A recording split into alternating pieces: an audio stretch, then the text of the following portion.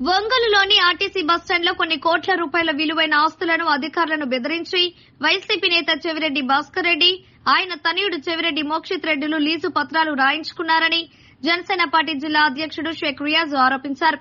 RTC బస్టాండ్లో బస్సులు నిలిపేందుకు కూడా స్థలం లేక రాత్రి వేళల్లో కొన్ని బస్సులు రోడ్లపైనే నిలిపివేస్తున్నారని అన్నారు. ఆర్టీసీ బస్టాండ్లో విలువైన స్థలాలు ప్రైవేటు వ్యక్తులకు ఎలా రాసి ఇస్తారని ఆగ్రహం వ్యక్తం చేశారు. చిత్తూరు జిల్లాలో 100 కోట్లు సంపాదించారు.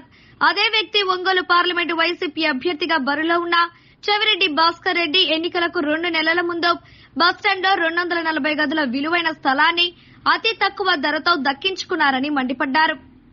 ఒంగోలు ఆర్టీసీ డిపోకు సంబంధించినటువంటి స్థలాన్ని, కొన్ని విలువైన కోట్ల రూపాయల స్థలాన్ని అధికారులను బెదిరించి ఈరోజు లీజు పత్రం మీద రాయించుకున్నటువంటి చెవిరెడ్డి భాస్కర్ రెడ్డి, వాళ్ళ కుమారుడు చెవిరెడ్డి మోక్షిత్ రెడ్డి.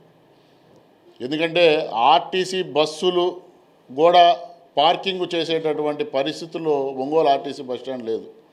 ఇప్పటికీ కూడా ఒంగోలులో ఉన్నటువంటి ఆర్టీసీ బస్సులు రాత్రిపూట వివిధమైనటువంటి రోడ్ల మీద నిలబెట్టేసి వెళ్ళిపోతున్నారు పార్కింగ్లు.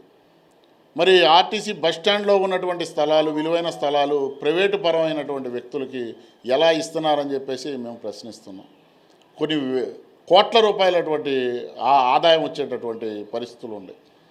ఇదే చెవిరెడ్డి భాస్కర్ రెడ్డి చిత్తూరు జిల్లాలో అక్రమంగా సంపాదించినటువంటి సొమ్మును కాకుండా ప్రకాశం జిల్లాలో కూడా ఎలక్షన్ల ముందు, జస్ట్ ఎలక్షన్ల ముందు 2 నెలల ముందు ఇక్కడ భూ కబ్జాకి పాల్పడ్డాడంటే ఎంతటి దారుణమైనటువంటి పరిస్థితుల్లో ఈరోజు ఒంగోలు ప్రజలు కూడా గ్రహిస్తున్నారు. ఎందుకంటే సుమారు 240 గదుల స్థలం చాలా అతి తక్కువగా కోట్ చేసి, దీనికంటే ముందు కూడా స్థలం కావాలని 2 వ్యక్తులు టెండర్లు వేశారు. కానీ ఆ 2 వ్యక్తుల్ని కూడా బెదిరించి ఈరోజు చెవిరెడ్డి భాస్కర్ రెడ్డి లాక్కున్నాడంటే దీన్ని జనసేన పార్టీ తీవ్రంగా ఖండిస్తుంది. ఈ యొక్క లీజుని ఇమీడియట్లీ ప్రభుత్వం దృష్టికి తీసుకెళ్లి రద్దు చేయించే బాధ్యత జనసేన పార్టీ తీసుకుంటుంది. ఇక మీదట ఒంగోలు అసెంబ్లీ నియోజకవర్గంలోనే కాకుండా ప్రకాశం జిల్లాలో కూడా ప్రభుత్వ స్థలాలను కాపాడేటటువంటి బాధ్యత జనసేన పార్టీ తీసుకోబోతుంది.